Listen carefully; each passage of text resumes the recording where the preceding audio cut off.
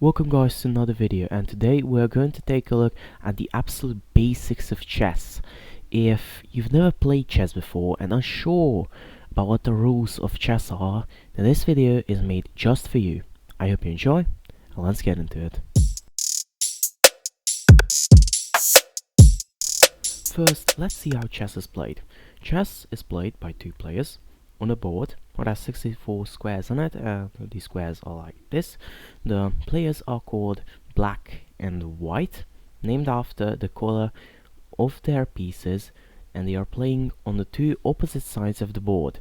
The players take turns on playing the moves, and white gets to play the first move. The players can also capture the opponent's pieces, so checkmating their opponent is easier. The goal of chess is to win by either checkmate, I'm gonna explain later, or by the opponent resigning the match. Now we are going to see how the pieces move. The first piece we are going to look at is the king. The king can only move to squares next to him.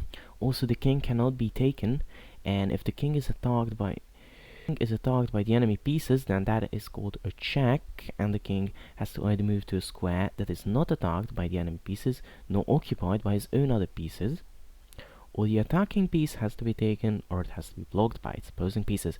If neither of these three are possible, then it's checkmate. It probably sounds messy at first, but I will show you a few examples. For instance, in this position,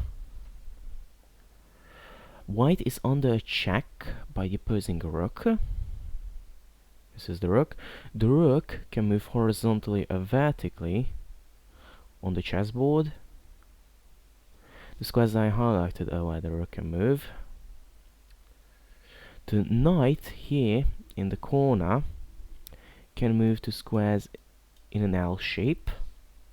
White cannot move away from the check nor take the rook, so its only defense is to bring the knight up 2 squares and 1 to the left. This way white can defend the check.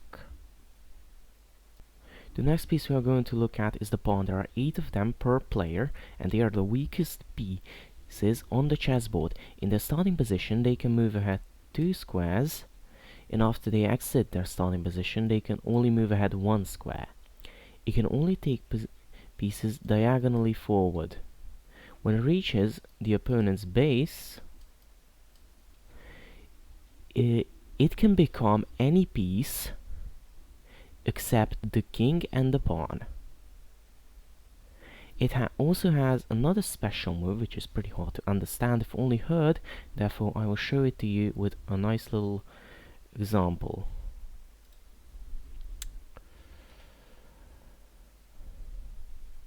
So, the black pawn is still in his starting position, while the white one has already advanced 3 squares. If black moves his pawn 1 square forward, then it can be taken. And surprise, surprise, it can be taken even if the black pawn moves ahead 2 squares. You may ask, how is that possible when the pawns can only take diagonally forward? Well, the truth is, if the pawn would have come to that square from here, white would not have been able to take.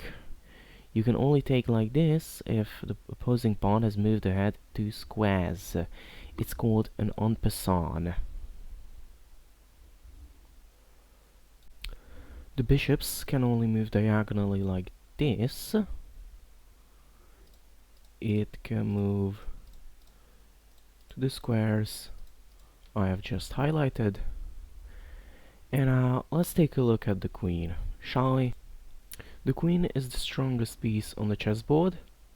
It is because it is pretty much the combination of the bishop and the rook. It can move diagonally, vertically, and horizontally, therefore basically everywhere, anywhere on the board.